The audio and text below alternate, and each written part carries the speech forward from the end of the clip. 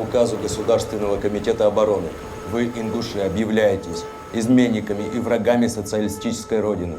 И все без исключения будете выселены отсюда навсегда.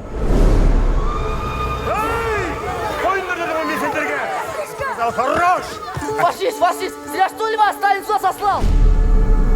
А разве когда мы с тобой в ссылке были, мы думали, что мы увидим Кавказ? Для нас Кавказ был мечтой. Во-первых, я как коммунист по уставу имею право обращаться в вышестоящие органы партии. И во-вторых, действительно считаю, есть препятствия по формированию рабочего класса чеченского и ингушских народов.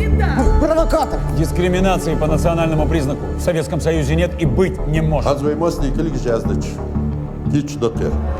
И сколько их? Больше 10 тысяч подписей. У кого-то большие цели, у кого-то маленькие.